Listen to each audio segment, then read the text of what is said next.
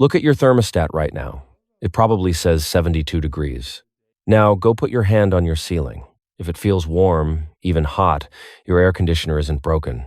Your attic is.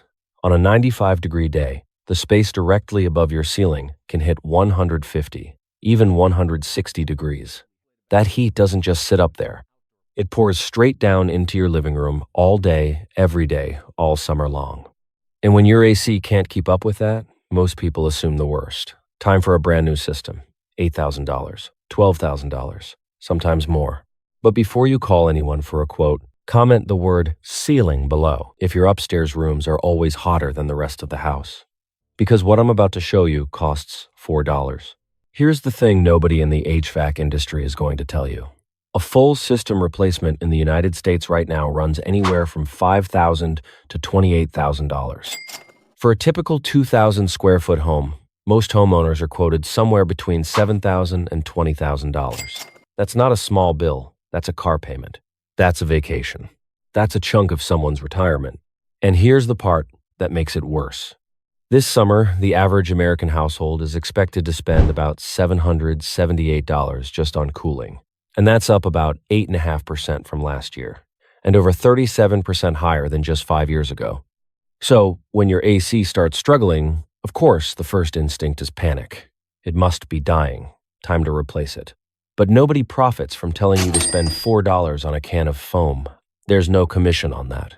Replacing a whole system means a big invoice and years of service calls. A $4 can of foam means neither. So, what's actually happening up there? On a typical 95-degree day, a poorly sealed attic can reach anywhere from 120 to 150 degrees Fahrenheit. In hot, humid states, Texas, Florida, Georgia, the whole Gulf Coast, that number can climb past 160 degrees. Now, heat always moves toward cold. That's just physics. So all that heat sitting above your ceiling is constantly looking for a way down into your air-conditioned living space. And your ceiling is full of tiny highways for it. The gaps around recessed lighting, the hole where your bathroom exhaust fan sits, the attic access hatch, the holes drilled for electrical wires and plumbing pipes.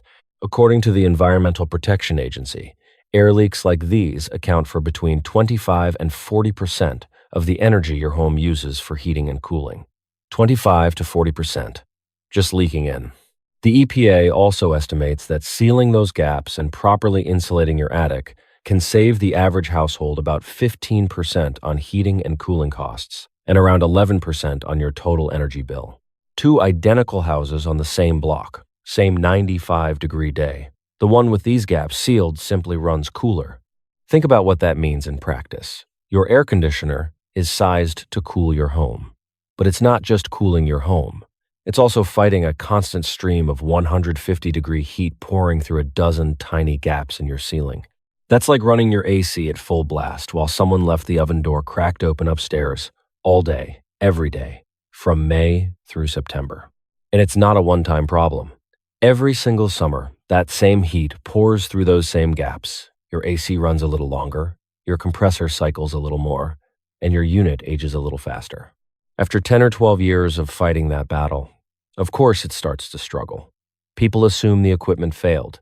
What actually happened is the equipment got worn down by a problem that was never inside the unit at all. Your AC isn't underpowered. Here's exactly what to do about it. And it really does cost about $4. Head to Home Depot or Walmart and look for a can of insulating spray foam sealant, the kind labeled for gaps and cracks. A single can runs around $4.38. That's it. That's the whole shopping list. Unless you want gloves and a mask, which I'd recommend. Now, pick a morning, early, before the attic heats up, and head up there with a flashlight. You're looking for daylight, drafts, or gaps around 6 specific spots. Number 1, around recessed, or can, lights. These are notorious for gaps where the housing meets the ceiling drywall. Number 2, where electrical wires pass through the top plate. That's the wooden frame at the top of your interior walls. Number 3, around plumbing vent pipes that run up through the roof. Number 4, your attic access hatch or pull-down stairs. These are almost never sealed properly from the factory. Number 5, bathroom and kitchen exhaust fan housings. There's almost always a gap around the duct where it meets the ceiling. Number 6. The top of interior walls themselves, especially in older homes, where there can be open gaps straight down into the living space below. For each one, give it a light, controlled spray of foam around the edges, just enough to fill the gap. The foam expands as it cures, so less is more. Give it about an hour to fully expand and harden, then trim off any excess with a utility knife. One more tip. If you can, do this on an overcast day or right after sunrise. Attic temperatures climb fast once the sun hits the roof, and you don't want to be up there for long once it gets into the 130-degree range. Bring a notepad or your phone to mark down which areas had the worst gaps. Daylight coming through, or a noticeable draft when you hold your hand near it, those are your priority spots. You don't need to seal every square inch of the attic. You're just closing the major highways heat uses to get into your living space. Realistically, for an average home, this is a one-afternoon project. Most people can knock out all 6 spots in under 2 hours. Now, I want to be honest with you, because I'd rather you trust me than be impressed by me. This $4 fix will not save a system that's already failing. If your AC is 12 to 15 years old, or it's leaking refrigerant, or the compressor itself is going out, sealing your attic won't bring it back from the dead. That's a job for a licensed technician. It also won't replace proper attic insulation. If your attic has thin, old, or compressed insulation, sealing the air leaks is step 1. Adding insulation on top is step 2. And one safety note: near light fixtures or anything that generates heat, use a fire-rated foam, not a standard one. Wear gloves and a dust mask. Attic insulation is not fun to breathe in or touch with bare skin. Here's what I want you to take away from this. For years, you've probably blamed your air conditioner for something it had no control over. It wasn't weak. It wasn't dying. It was working overtime against a 150-degree furnace sitting directly above your head, one that a $4 can of foam could help shut down.